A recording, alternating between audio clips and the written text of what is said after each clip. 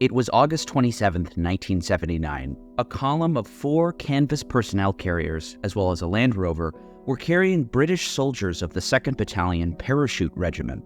As the vehicles approached Warren Point, in an area straddling Northern Ireland's border with the Republic, an improvised explosive device containing 500 pounds of ammonium nitrate was detonated. The explosive, stashed in milk churns and obscured by hay bales, ignited cans of gasoline placed in its vicinity, turning it into an incendiary. All I remember is a flash and a rumble. There were bits of bodies around me, some of them on fire. There was this terrible silence. Then it suddenly clicked that my legs were on fire. The eruption completely destroyed one of the trucks, obliterating 6 British troops. Snipers in position opened fire on the convoy. The casualties were staggering, an enormous loss indeed. The surviving troops rallied to secure a perimeter. A helicopter was deployed to rescue survivors. But unbeknownst to them, a second ammonium nitrate bomb flanked them from the gates of the Narrow Waters Castle. The bomb, weighing half a ton, was timed to explode 30 minutes after the first, enough time to allow the support teams to arrive. And when they did, the explosion instantly vaporized 12 more soldiers. We don't have 18 identifiable bodies. We reached this count by the only method we can, taking the numbers missing away from the survivors. No nation has a greater tradition of guerrilla warfare than Ireland. Our history is full of examples of its successful use. For the better part of a century, the Irish have resisted foreign occupation, making their struggle for independence one of the longest lasting in world history. It's hard to exaggerate the deep roots which have underpinned the massive bloodshed that has characterized life in Ireland up to the very end of the 20th century. Ancestral history shapes the guiding principles of wars for liberation, and the Irish War of Independence, though massively overlooked, is no different. From the Anglo-Norman invasion of the 12th century to the days of Henry VIII and beyond, Ireland was plundered. By an accident of geography, Ireland would be the first experiment in a model for colonial conquest the world over. And thus, the history of Ireland shaped the history of the world to the present day. Much like how access to a reliable news source shapes the world around us. I'd like to introduce my audience to an exciting breakthrough in news media. Ground News is an app and website that compares different headlines about the same story to see differences in media bias. And you can use it now by going to ground.news/GDF at the link on the screen now or in the description and comments. Let me show you how it works. So today's video talks about the Troubles mostly, so I can go in the search bar and type in the Omagh bombing. It gives you data on how many news sources have covered the story and the political affiliations of those outlets. It even tells you who owns the publications and whether they're a wealthy family. Super fascinating and also very important information. Using their map feature, you can read from more than 50,000 sources around the world, getting local perspectives from different countries. To wade through the sea of misinformation and corporate media biases, go to ground.news/GDF to stay informed on breaking news as it's happening around the world. Subscribe through my link for 30% off unlimited access before October 30th, 2023. It wasn't until Queen Elizabeth's ascension to the throne in 1558 that English policy shifted from merely conquering Ireland to replacing the Irish. In other words, the British Empire conducted an earnest genocide of the natives. In 1566, Sir Henry Sidney arrived in Dublin to assume the role of Lord Deputy. Sidney, who described the Irish as a sort of barbarous people odious to God and man, would make it a priority to pacify the countryside. Upon his march on Cork in 1569, Sidney proclaimed he was burning all the corn that was gathered and spoiling the rest, and henceforth, the targeting of the food supply became a go-to resort. The curse of God was so great, and the land so barren both of man and beast, that whosoever did travel from the one end onto the other of all Munster should not meet any man, woman, or child, nor yet see any beast, but the very wolves, the foxes, and other like ravening beasts. Many of them lay dead, being famished. A combination of slaughter and starvation depleted the population thoroughly, and by the 1580s, the historian Richard Burleth estimated that the native Irish population would be reduced by 30%, the land wasted and the towns laid ruin.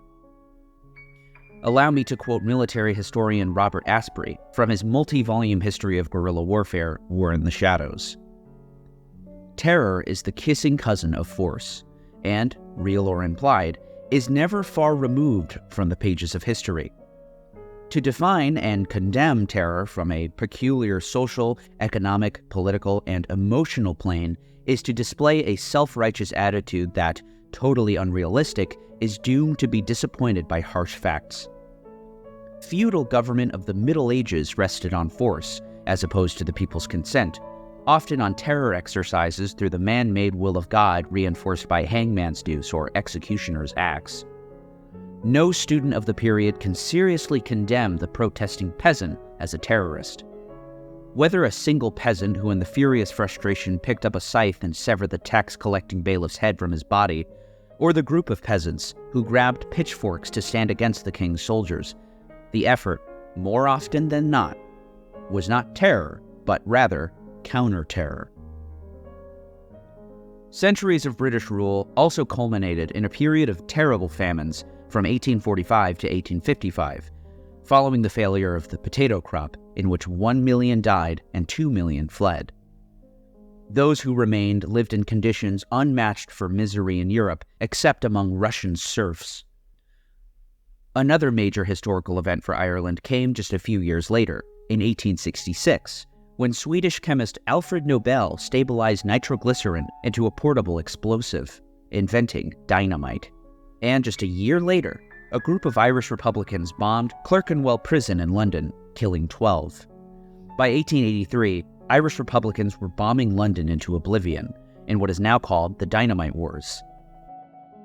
In January 1919, a group of Irish volunteers received a tip that a shipment of gelignite, an explosive more powerful than dynamite, was to pass near the Salaheadbig quarry. For 5 long days, the men laid waiting in the shamrock green fields by the quarry. Finally, on January 21, 1919, a horse-drawn cart laden with 100 pounds of explosives appeared, accompanied by 2 armed constables of the Royal Irish Constabulary. The volunteers promptly shot them and made off with the loot. If there had to be dead cops at all, 6 would have created a better impression than a mere 2. And on that very same day, the Dáil Éireann, or the First Irish Parliament, issued a Declaration of Independence. It was at this time that the First Anglo-Irish War began, and a new ragtag force, calling itself the Irish Republican Army, had declared war on the British. Irish independence would never be attained by constitutional means. When you're up against a bully, you've got to kick him in the guts. Though the IRA wouldn't exceed 15,000 members and only had a fighting capacity of 3,000, Michael Collins, the de facto leader and national hero, would create a formidable army practically out of nothing. Fighters would be organized into brigades, battalions, and companies, as well as flying columns of up to 30 men trained in guerrilla warfare, particularly hit-and-run raids, terrorism, and assassination. In 1920, they killed 176 police, as well as 54 soldiers. They blew up police stations, military barracks, courthouses, and tax collectors' offices. Aside from direct action, they also waged psychological warfare. The police must not be tolerated socially. They must be shown and made feel how base are the functions they perform and how vile is the position they occupy. In order to effectively liquidate his enemies, Collins kept a personal team of 12 shooters known as the 12 Apostles. It began with a dozen members, but it later grew, after which it would simply be called the Squad. These were full-time paid assassins. At least 6 squad members were made available at any given time to be deployed for what they called extreme action. Collins justified assassination by stating, "We had no jails, and we therefore had to kill all spies, informers, and double-crossers." In retaliation, British troops and police officers rampaged through towns and burned homes and businesses, this only engendering greater support for the guerrillas, the usual pattern. This bloody conflict, which claimed thousands of lives, ended in considerable success for the Republicans, and through the work of Michael Collins, a peace was negotiated culminating in the Anglo-Irish Treaty of 1921, leading to the partition of Ireland. The Irish Free State was born. Unfortunately for Collins, his support for the treaty cost him his life, as he was assassinated by anti-treaty partisans. When they heard of his death, 1,000 anti-treaty Republicans in a Free State prison spontaneously kneeled to recite the rosary in tribute to a man who had been their leader before he became their enemy. The IRA came a long way from the days of the 1919 war, where they still proved to be a formidable force who had achieved impressive gains, including a free state in the South. But the decades afterward were a period of persistent honing of their skills, namely acquiring weapons and making powerful bombs. The notorious decision to overturn prisoner of war status for Republican prisoners resulted in the now famous hunger strikes. In 1981, a standoff between prisoners led by Bobby Sands and British Prime Minister Margaret Thatcher ultimately resulted in the deaths of 10. The IRA, who had by this point split into two factions, the official IRA and the provisional IRA, blamed Thatcher's intransigence for their slow death by starvation. And now, the hunt was on. The official IRA had scarcely any guns at all and sought to put their militant past behind them. The provisional IRA, or Provos, on the other hand, would assume the role of fighting the British and Protestant paramilitary groups. We receive our support from the nationalist people, and it is our job to defend them. On September 15, 1984, Patrick McGee, a volunteer for the Provisional IRA, checked into room 629 of the Grand Hotel in Brighton, England. After unscrewing a hardwood panel underneath a bathtub, McGee inserted a powerful gelignite bomb wrapped in cellophane with a parking meter timer set for 24 days, 6 hours, and 36 minutes later, precisely when Prime Minister Margaret Thatcher was set to be in the exact same room. And at 2:45 a.m. on October 12th, the bomb went off, blowing out the front of the hotel during a Conservative Party conference. The explosion narrowly missed their intended target, but did succeed in killing 5 others. But, as an oft-repeated IRA statement put it, today we were unlucky. But remember, we only have to be lucky once. You will have to be lucky always. Give Ireland peace, and there will be no more war. Patrick McGee would be convicted for planting the bomb, but he would serve only 14 years, since as a result of the Good Friday Agreement, he was released from prison in 1999. At the height of the Troubles in the 70s and 80s, the two primary sources of weapons was the United States and Libya. Fundraisers in the U.S., a country with a massive Irish population, provided up to $11 million a year to the IRA. In 1975, British Prime Minister Harold Wilson denounced, quote, misguided Irish Americans for their support. The fact is that most of the modern weaponry now reaching the terrorists in Northern Ireland are of American origin, possibly as much as 55% of them. It's no wonder that the Armalite 15 was considered a favorite of the IRA arsenal. Aside from ARs, the arsenal also included M60 machine guns and even Barrett 50 caliber sniper rifles, which Provos used to snipe British soldiers and officers of the Royal Ulster Constabulary. These marksmen spurred the sniper at work sign seen in Northern Ireland. Between 1990 and the 1997 ceasefire, 9 British troops were marked for death by these assassins. The IRA also received massive shipments of thousands of detonators from the US, which were vital to their bombing campaign, which peaked in 1972 at 4 a day. But most of the weaponry in the IRA arsenal decommissioned after Good Friday came from Libya. Between 1972 and 1975 alone, Libya, under the leadership of Muammar Gaddafi, supplied some $3.5 million to the IRA through London banks. In March 1973, the Irish Navy arrested IRA Chief of Staff Joe Cahill aboard the Claudia, a ship sailing toward the Irish coast carrying 5 tons of weapons. The load included 750 rifles and machine guns, 500 hand grenades, 100 cases of anti-tank mines, 230 kilos of gelignite, as well as detonating cords. And this was just one shipment. Gaddafi also furnished the IRA with heavy machine guns, including Russian Dishkas, which were used to shoot down a British Lynx helicopter in 1988. In another attack in October 1989, a Dishka was used on an RUC car, with one of the bullets piercing the gas tank, killing Constable Michael Marshall. But perhaps most importantly of all was the Czechoslovakian-made Semtex explosive, similar to malleable and highly explosive C4. A 1986 shipment from Libya would be the biggest yet, containing 80 tons of weapons, including RPGs, 10 surface-to-air missiles, and 1 ton of Semtex, which supplied all Semtex bombings after 1986. The weapons were promptly unloaded onto tractors and towed into secret IRA bunkers. The IRA's MO was not targeting of civilians, but British government officials and especially soldiers and police. By 1971, the IRA had set off 153 bombs, targeting Protestant businesses in Belfast, avoiding civilian casualties when possible.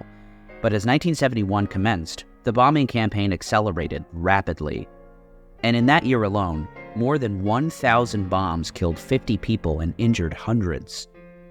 The early days of the Troubles saw massive protests and marches by civil rights groups, championing the cause of Catholic freedom from Protestant oppression. As the police and British Army clamped down on these protests through beatings, raids, and rubber bullets on protesters, they quickly drew the ire of Republicans. Their solution was the petrol bomb, and young Republicans from the Bogside Republican Youth would distract British troops to try to corral them into vulnerable positions where they would pelt them with jars filled with gasoline and a cloth wick which was lit before it was thrown. Of the 3,000 police serving in the opening of the Troubles, 10% of them suffered burns from these incendiaries. The bombardiers only became more clever as time went on. In the 1970s, firebombs were contained in cardboard boxes with a wooden peg sticking out. Inside, the wooden peg was held by a clothespin.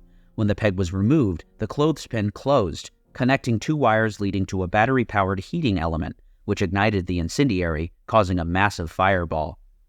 In 1973, the cardboard was replaced by cassette boxes and contained a watch timer. These firebombs could now be set to explode at specific and carefully calculated times. Of course, we're only seeing the usual pattern.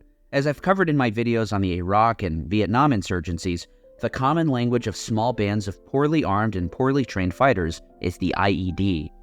It's hardly a new weapon. The improvised explosive device was used during the Second World War by anti-Nazi resistance groups. The term became regular parlance with the advent of the provisional IRA bombing campaign beginning in the late 1960s. Indeed, so closely connected with the IRA campaign were IEDs that you could be forgiven for calling them Irish explosive devices. With the civil rights movement and British suppression, as well as the IRA's response, the British Army commenced Operation Demetrius in 1971. Demetrius was the program of internment of suspected IRA fighters. The number of interned varies, but it is of little doubt that the number ranges in the thousands. It was internment that prompted the demonstrations in Derry on Sunday, January 30th, 1972. It was here that members of the Parachute Regiment opened fire on unarmed protesters, killing 14, an incident immortalized as the Bloody Sunday Massacre. Indeed, this massacre even overshadowed the earlier massacre in August 1971, where Parachute Regiment troops again mowed down civilians in Belfast, killing 11. It's no surprise that when the IRA hit the Parachute Regiment in August 1979, they were out for blood. It was personal. As we have seen with other resistance movements, internment and mass killings do not dampen support, but only makes recruitment soar. And that's exactly what happened following Bloody Sunday. And after Bloody Sunday came Bloody Friday. In just 2.5 hours on July 21st, 1972, no fewer than 22 bombs went off in Belfast, with 2 of them killing 9 people. This attack would utilize the weapon that the IRA pioneered, though they get little credit for it. At 3:10 p.m., a car bomb exploded outside of a bus depot on Oxford Street, killing 2 British soldiers and 4 Protestant bus workers. At 3:20, another car containing 23 kilos of bombs exploded at a row of shops, killing 3 people. And those were just 2 of them. Belfast was under siege. As the Belfast Telegraph put it, this city has not experienced such a day of death and destruction since the German Blitz. Indeed, Belfast had become a full-blown war zone. What follows are the words of journalist Peter Taylor, quoting an unnamed police officer. The first thing that caught my eye was a torso of a human being lying in the middle of the street. One of the victims was a soldier I knew personally. He had his arms and legs blown off, and some of his body had been blown through the railings. One of the most horrendous memories for me was seeing a head stuck to a wall. A couple of days later, we found vertebrae and a rib cage on the roof of a nearby building. Seagulls were diving onto it. I tried to put it at the back of my mind for 25 years. Even Brendan Hughes, an officer commanding for the Provisional IRA, believed that the operation was a failure. What happened on Bloody Friday was a disaster. It was largely the fault of the IRA. There was never an attempt at any time to kill people with the car bomb because the people who were putting the car bombs there had their own families shopping there as well. Despite this, the IRA had killed innocents, and it was blunders such as this one which prompted the IRA to institute a warning system whereby press would be notified through coded messages that a bombing was to take place in a certain area, which helped the IRA avoid scores of potential casualties, assuming, of course, they were civilians. When it came to British forces, it was open season. Such as in December 1979, when a large improvised roadside bomb blew a British Army Land Rover into the air, instantly killing 4 soldiers. Or May 1981, when a 1,000-pound bomb was detonated via remote control, destroying an armored vehicle and 5 soldiers along with it. Or July 1983, when 4 soldiers perished after a 600-pound roadside bomb exploded, throwing another armored Land Rover into the air. December 1985, a Royal Ulster Constabulary base was destroyed by a 100-pound bomb, with 2 guards shot dead. Or perhaps the Lisburn bombing, when 6 British soldiers who had just completed a half-marathon in town were struck by a bomb planted under their vehicle. The van was destroyed and all 6 on board were killed. And you can't forget the Ballygalway bus bombing, when a roadside Semtex bomb exploded on a bus containing 36 light infantry soldiers. 8 soldiers were killed. Following this bombing, all British Army soldiers in the area were required to transport troops via helicopter. But still, more troops would be killed a little more than a year later, when the Royal Marine School of Music was bombed, with the roof caving in, killing 11 Marines. Among the most ambitious bombings by the Provisional IRA, rivaled perhaps only by the attempted assassination of Margaret Thatcher, was the bombing of 10 Downing Street, which housed the office of the Prime Minister, John Major. Aside from being the most well-organized and well-disciplined insurgent group the world has ever seen, the IRA were also, without a doubt, the craftiest. Aside from making their own bombs, Provos would make a wide array of weaponry from scratch. All homemade explosive devices were designed under the authority of the IRA's engineering department. From the small, a drogue bomb or improvised anti-armor grenade, essentially a baked beans can filled with a half-pound of Semtex with a small parachute and fin to stabilize it, to the medium, a homemade RPG, or improvised projected grenade, made from a steel tube with a wooden hand grip and a propellant chamber, which launched packets of digestive cookies out the back. This acted as the countermass to reduce recoil. The explosive contained Semtex, packed into a food can. To the large, and perhaps most impressive, Mark X mortar. On February 7, 1991, while Prime Minister John Major met with his cabinet to discuss the Gulf War, a white Ford Transit parked outside of 10 Downing. The driver then got out and drove away on a motorcycle. 3 homemade mortars, sitting in the rear, had been timed to launch 3 bombs in quick succession through a hole carved in the van's roof. One of the bombs descended right on target, but hit a tree, causing it to explode in a garden. The explosion sent the whole cabinet ducking for cover, and created a crater several meters wide. Had it not hit that tree, the cabinet may very well have been killed on the spot. The other 2 bombs were more off target, landing near a police post. Let the British government understand that, while nationalist people in the 6 counties are forced to live under British rule, the British cabinet will be forced to live in bunkers. These were far from the IRA's only assassination attempts.